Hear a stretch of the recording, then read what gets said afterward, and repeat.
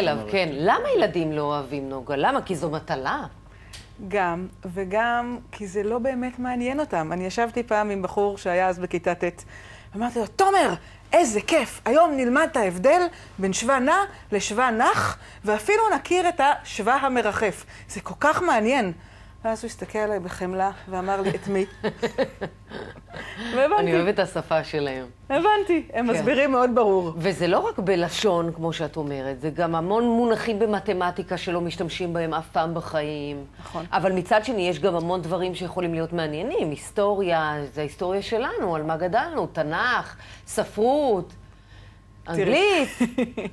בתיאוריה את צודקת לחלוטין, אבל בדיוק מה שסתיו אמר, זה מה שקורה. בגיל ההתבגרות, כל מה שמעניין את הילדים זה מי לבש מה באיזו מסיבה, את מי אני אפגוש ביום שישי, האם לעשות החלקה עכשיו או בשבוע הבא.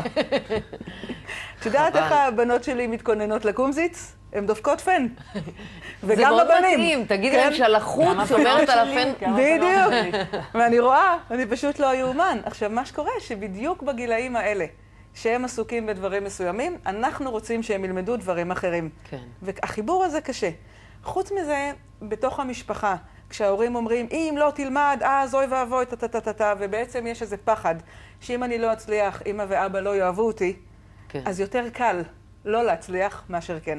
את יודעת, למה חשוב להצליח בלימודים? באמת, אני המון פעמים שואלת את, אפילו אח שלי, סליחה שאני מספרת את זה עליך, אבל בגלל שאתה כל כך מצליח היום, לא אהב ללמוד, לא אהב, אמא שלי כל הזמן הייתה רצה אחריו ומחברות וזה, ובסופו של דבר הוא סיים צבא, השלים בגרויות, והלך לדרכו, שמח וטוב לב.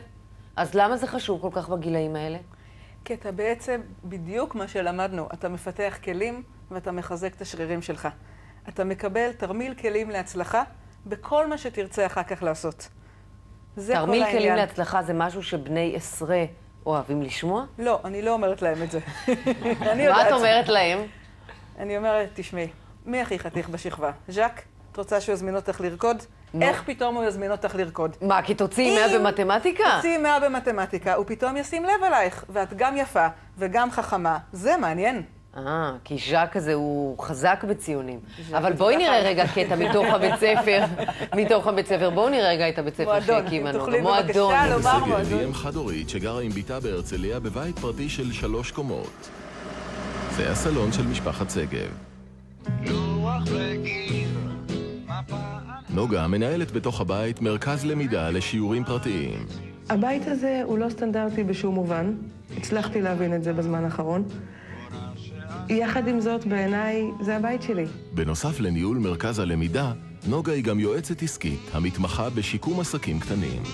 ראיתי את הפרק שלך באמא מחליפה. נהנית? מאוד. זה הסלון שלך? כן. עם כל השולחנות האלה? כן. איפה את מארחת אנשים? איפה הווזות? איפה הספות? כשנכנסנו לגור בשכונה עם השולחנות ועם הילדים, נכנסה שכנה ואמרה, איפה רצפת השיש? אמרתי לה, כל אחד מהילדים הוא יהלום, למה צריך שיש? ובן הזוג שלך אהב את זה? אז לא היה לי, נו, וחלק בסדר. מהקריטריונים שלי למציאת בן זוג, זה שהוא יאהב שהסלון נראה ככה. בטח, והוא מאושר מזה. מה עושים? איך לומדים? איך לומדים לאהוב, ללמוד? בדיוק זה. הכל מתחיל מאהבה. יש כמה עקרונות, אם ניתן איזה מתכון לבישול. כן. אהבה לילדים, כל אחד מהם באשר הוא. אכפתיות אמיתית כלפי כל אחד מהם, אמונה בו וביכולות שלו. בעצם בשבילי, כל ילד הוא סטארט-אפ. אני רואה אותו, לא איכשהו היום עם הלקויות והקשיים והשליליים, אלא איך הוא יכול להיות. אני פשוט מסתכלת לו בעיניים, ואני אומרת לו, אתה, כתוב לך כאן 100 במתמטיקה. הוא אומר לי, איך את יודעת? אני יודעת, תאמין לי, יודעת. וכשהוא מקבל את 100, ואנחנו מזמינים פיצה, לכל מי שנמצא במועדון באותו רגע, פתאום הוא מבין שהוא יכול. ומשם הכל נפתח. זאת אומרת שאת מלמדת אותו להצליח, והצלחה גוררת הצלחה, כי אז פתאום הוא מחזיר את האמון בעצמו ואת הביטחון העצמי. בדיוק. אבל ילד שאף פעם לא אהב ולא הצליח ולא האמינו בו, איך מפתחים לו את הרצון הזה ללמוד כדי להוציא 100 במתמטיקה? יש כמה דרכים. בעצם, קודם כל, אנחנו כולנו מהווים קהילה לומדת. מי זה כולנו? כולנו זה אומר צוות המדריכים, סיוון המנהלת. שהם מורים פרטיים במהותם? הם מורים מקצועיים? לא, חד משמעית לא. הם כולם סטודנטים מצטיינים שהיו בלגניסטים בתיכון ולא אהבו ללמוד. ואחרי הצבא והטיול, כשהם ישבו להשלים בגרות ולשפר ולעשות פסיכומטרי, והיום כולם עם פסיכומטרי 700 ומעלה, הם הבינו. ולכן כשילד מסתכל על כזה מדריך, אז עופר בעיניו זה וואו, הוא רוצה להיות כמוהו. הוא יכול להזדהות איתו. בדיוק, הוא יכול להזדהות איתו, וכשעופר אומר לו, אחי, בוא מנצח את הפונקציות. בטח שהם מנצחים. אפשר לנצח פונקציות? בטח! כן? פונקציות זה כיף. ואת כל הפרבולות האלה אפשר? בטח, בטח. את יודעת? כן. את בטח. מלמדת? כן. מאיפה הניסיון והידע? תראי, בעצם אני התחלתי לתת שיעורים פרטיים בגיל 15. כך שהיום יש לי כבר 30 כן. שנות ניסיון. פתאום ראיתי את זה.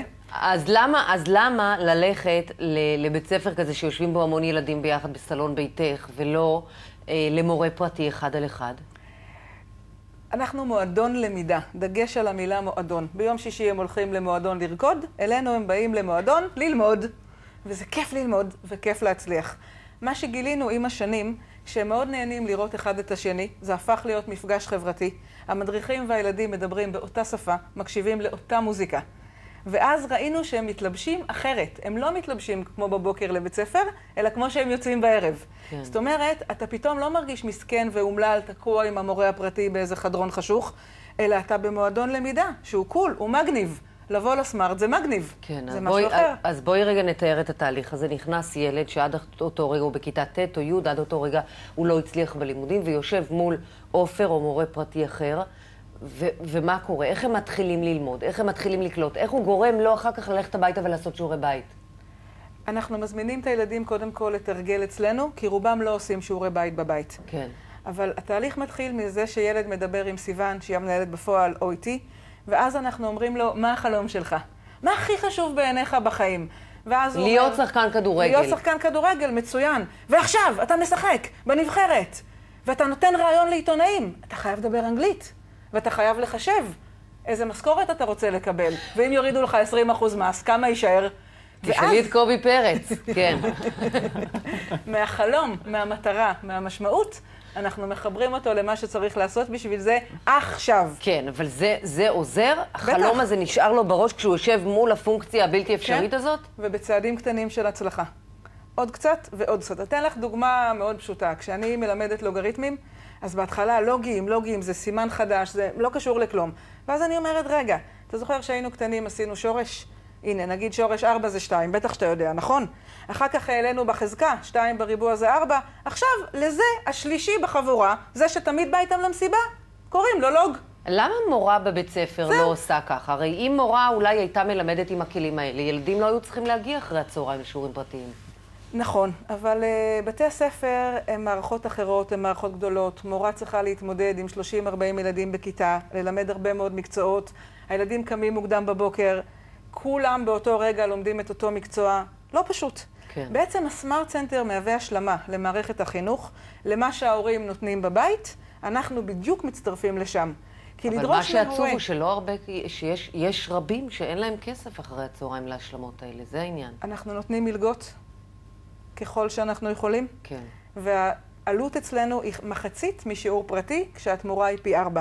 והתרגול הוא במחיר סמלי לכל השנה. רק שיבואו וילמדו. הייתי צריכה שיעור פרטי במתמטיקה רק בשביל לחשב את המחצית עם זה, אוקיי, אבל הבנתי. בטוח שהבנת. מה המקצוע שתלמידים הכי הרבה מתקשים בו? השנה מתמטיקה.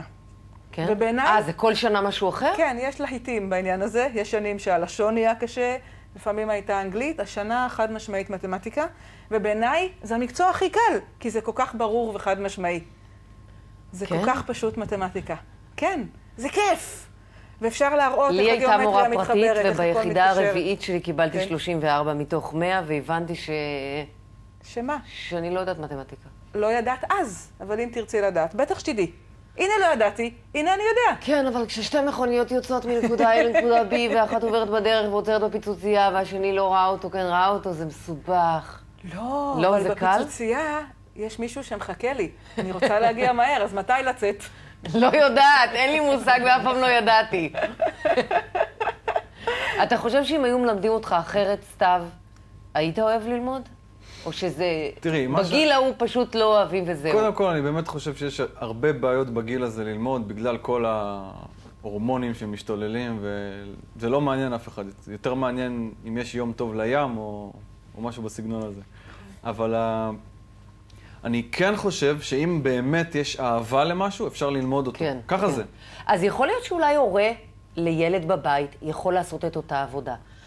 לא בכל המקצועות, כי אני לא מסוגלת ללמד פונקציות, אבל בחלק מסוים מהמקצועות, הורה שייתן את אותם כלים לילד וישדר לו את אותו שדר ויזמין לו את אותה פיצה אחרי שהוא מקבל 100, יכול להיות שהוא יוכל להשיג את זה אצלו בבית. הלוואי. מניסיוני, מאוד קשה להורה שמוטרף מהלחצים בעבודה, לחצים משפחתיים, לחצים קיומיים, לפעמים הורים מבוגרים שהוא מטפל בהם, לבוא הביתה, רגוע, כיפי, צוחק, ושעתיים, 3, לשבת עם הילדים על שיעורי בית. בפועל, זה לא קורה. זה לא עובד. עכשיו, את אותה פיצה שהאימהות אחר כך מספרות לי שהן מזמינות הביתה, יש לה טעם אחר. לא רק זה, גם אימהות מספרות לי שזה...